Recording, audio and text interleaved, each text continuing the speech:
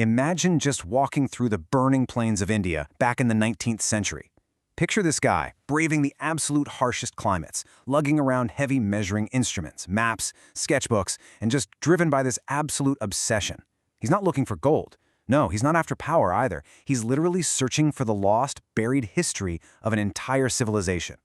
Welcome to this explainer, guys. Today, we're diving into the completely remarkable story of Sir Alexander Cunningham. He's the man who ultimately proved that India's glorious past was, well, real, scientific, and measurable. So, the core question we kind of have to ask ourselves as historical detectives is this: how do you map a forgotten civilization? Think about the monumental puzzle of India's fading history at that time. Legendary places that were mentioned in ancient texts, places like Sarnath, Nalanda, and Sanchi, they were either completely unidentified or just sitting there as neglected ruins, slowly being destroyed by time and, honestly, apathy. There was no master map, no central database, just these scattered clues waiting for someone to finally connect the dots. And the scale of this shift?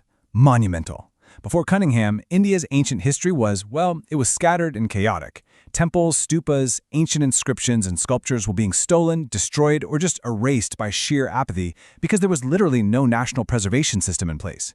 But if you look at the aftermath, his work actually birthed organized scientific surveys, meticulously documented monuments, and a formal archaeological institution. He literally transformed this random, treasure-hunting exploration into an organized science. Section 1. A Soldier's True Calling. So Cunningham was actually born in London in 1814 to a pretty famous Scottish poet, Alan Cunningham. He grew up in this highly intellectual environment that really sharpened his observation skills and his deep love for history.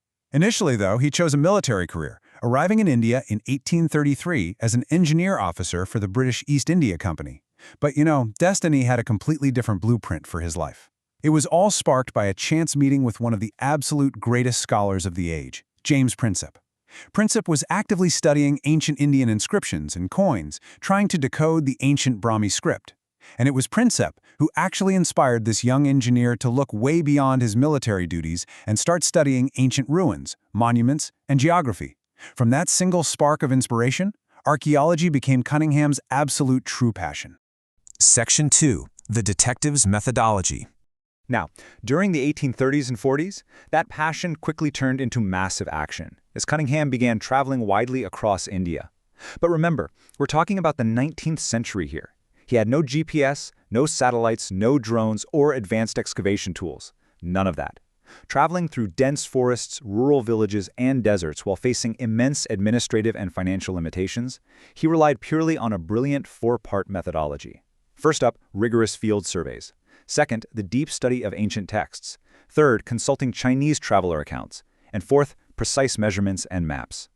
By combining these exact four elements, he created a revolutionary method that became the absolute rock-solid foundation of Indian archaeology. He didn't just dig randomly, you guys. He calculated exactly where to look. Step 3 of that method is honestly particularly fascinating.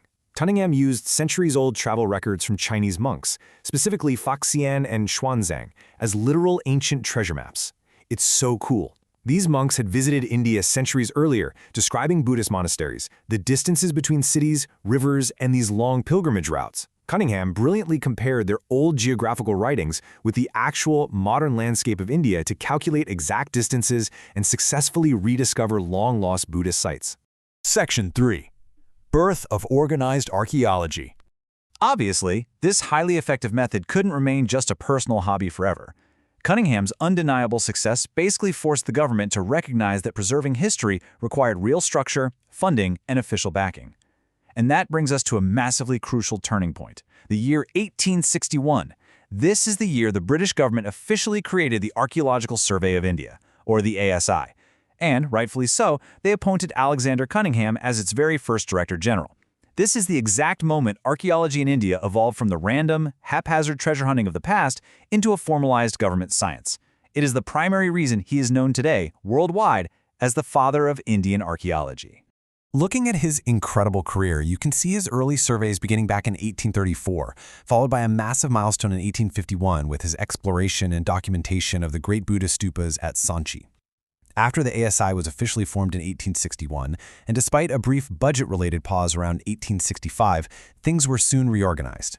He then launched into what we call a golden period of discoveries from 1871 to 1885, where he surveyed extensively across Punjab, Uttar Pradesh, Bihar, and the Gandhara region.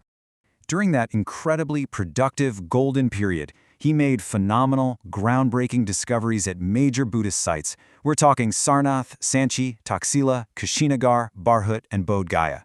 Without Cunningham, many of these Buddhist heritage masterpieces might have just remained forgotten forever under the earth. He played a massive, singular role in reviving global interest in ancient Indian Buddhism by scientifically reconstructing its historical geography. Let's zoom in on two of those masterpieces for a second, Taxila and Bharhut.